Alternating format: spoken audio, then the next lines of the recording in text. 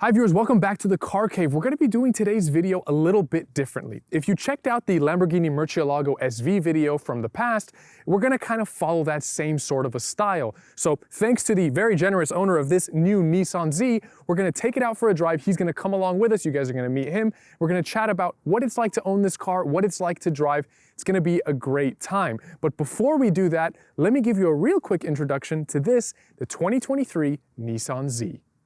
The legacy of the Z started in 1969 with the release of the Datsun 240Z, and that single letter has continued to pop up for what is now 54 years. The new Z aims to pay homage to the generations of late while innovating Nissan's iconic sports car. The body is all new, but maintains the silhouette of its ancestors, a long hood and hunkered down rear stance. The front end features a large intake and heritage-style headlights from the 1970s 240ZG.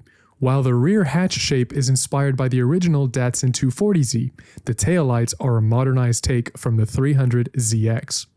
18-inch wheels are standard for the sport trim, with 19s on the performance. Brake disc size and caliper piston count, as well as tires, vary based on the trim with bias towards the performance. The interior was designed with insight from the Nissan Super GT 500 driver Sugio Matsuda to create an environment perfect for any driving condition. The infotainment screen is 8 inches for the standard car and 9 inches in the performance. The climate control is just below with conventional turn dials. The center column pulls from previous generations, and the 12.3-inch customizable gauge cluster is all new with 3 different modes: normal, enhanced, and sport. Within the driver's periphery are 3 analog pod gauges that display boost, turbo speed, and volts. In terms of performance, all Zs have the same 3-liter twin-turbocharged V6 that produces 400 brake horsepower and 350 pound-feet of torque. Drive goes to the rear wheels via a 6-speed manual with a carbon fiber drive shaft and Exedi performance clutch, or you could opt in for a 9-speed automatic with launch control. To increase the power output from the outgoing 370Z, the turbos were given a smaller diameter. A turbo speed sensor was added, as well as electronic variable valve timing. The monotube shock absorbers have a larger diameter than those on the 370Z to reduce dampening force by 20%, which in turn improves shock resistance over uneven surfaces. The front suspension has a new aluminum double wishbone setup for better straight line stability, and rear independent multi-link suspension has been revised. All of this carries a starting MSRP of $40,990, and for the performance trim, $53,990. So obviously we're in the car now, so we're going to start the other part of the video, which is probably going to be the more interesting video than just listening to me talk. But I wanted to introduce the owner. So AJ, you are how old? I'm 19. So 19 years old. This is your Nissan Z. It's a 2023. So I want to ask you a couple questions, if you don't mind, and just to kind of give the viewers a little bit of a background on yourself, and then also what it's like to actually own a Z. So what did you have before this? You had a Focus RS, right? Yeah, I had a 2017 Focus RS in stealth gray. In stealth gray. And so you transitioned from the Focus RS directly into this. Were there other cars that you were looking at when you went for the Z? Funny enough, when I got this car, I was looking for months and months, probably more like a year when I was looking for this car. And before summer, I got this car only like five months ago. And before I got this car, I needed it for summer because I go to school in Arizona, but I live in California. Yeah. And I needed a summer car. And I was so close to just getting a GR Corolla. Oh, nice. I really wanted one of those, but I wasn't gonna do the $60,000 for a Corolla. Yeah, that's it. So you don't have to answer this obviously, but did you pay a markup on this car? No, I paid MSRP from this car I bought this car in Ohio. So this is your daily driver. So you have 3,000 miles on the car. Yes. You're obviously more than I'm going to know just now driving the car for the first time. What's your favorite thing about the car? What are some things that maybe you're not super thrilled about? One of my favorite things about the car is people coming from a Nissan, they're all naturally aspirated. Mhm. But this car, it just shocks everyone. But when the turbos come in, it comes in. Like, it's not that much power. And then once the turbos hit, way faster. It's kind of old school in the way that it delivers the turbo power, because the one thing I'm noticing is when you're in first gear and you're just kind of going from a stop, it's pretty linear, and then the boost just like is like right now it's just extreme. It just pushes, and it almost makes it a little bit hard. Maybe obviously you're used to the car now, but it almost makes it a little bit hard to predict when to shift, because the turbo just kick in so abruptly and it just shoots up the RPMs. That's maybe why you notice a lot of the lurching. Really what I'm doing is making excuses for why I'm driving like crap in a manual right now. Yeah. It's an interesting, starting the car in first is interesting, especially for me coming from my Porsche Boxster, which it's a flat six, it's a boxer engine, naturally aspirated.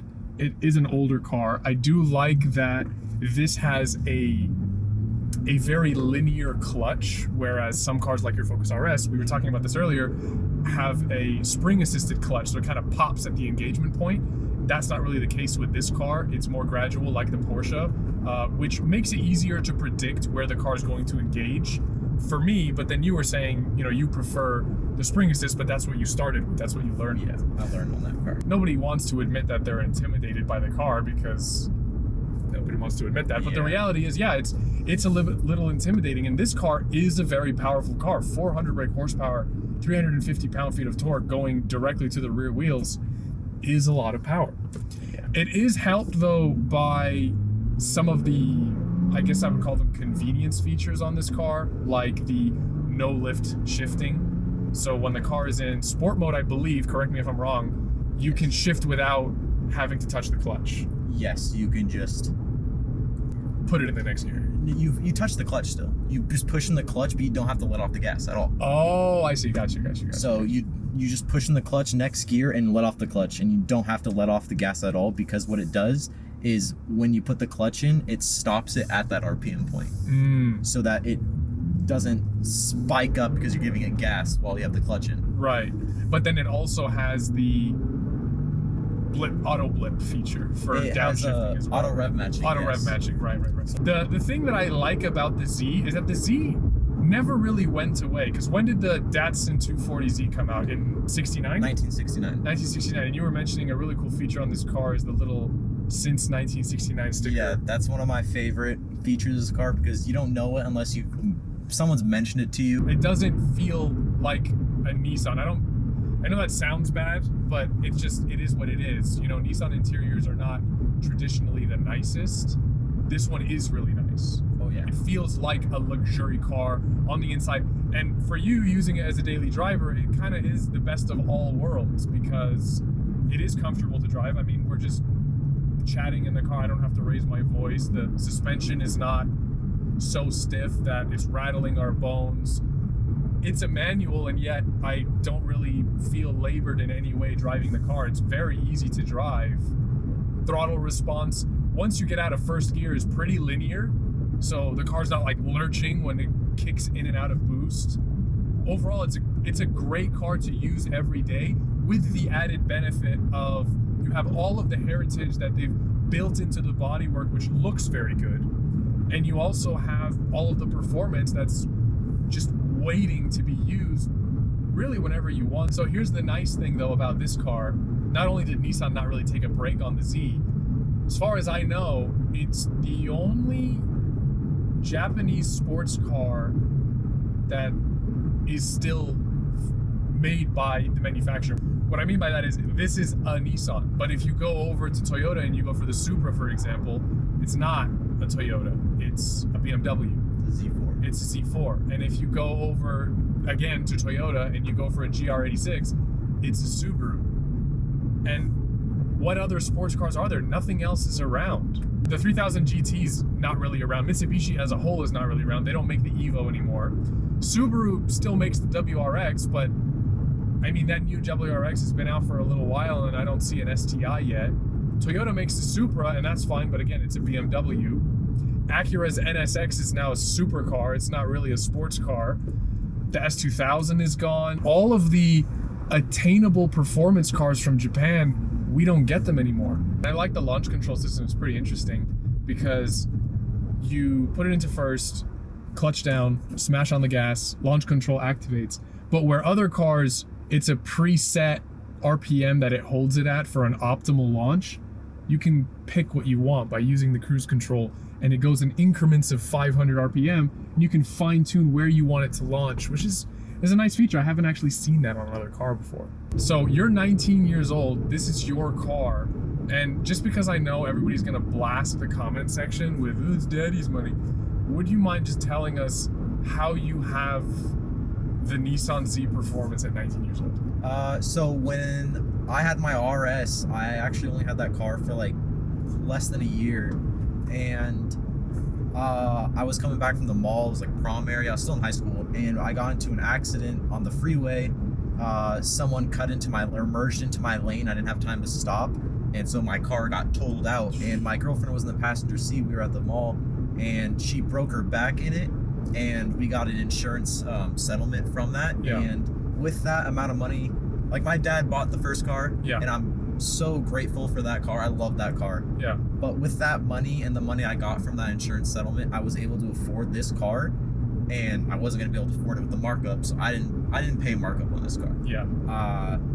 But I'm so grateful that I was able to get this car. Yeah. And my girlfriend, she's doing perfectly fine now. Perfect. That's all for this video. Thank you guys so much for watching. I'd love to know your thoughts on the Nissan Z, so leave us a comment down below with what you think of the car. What do you think of this style of video? Do you like it? And would you like me to reach out to more people, do more interviews about what it's like to own cars?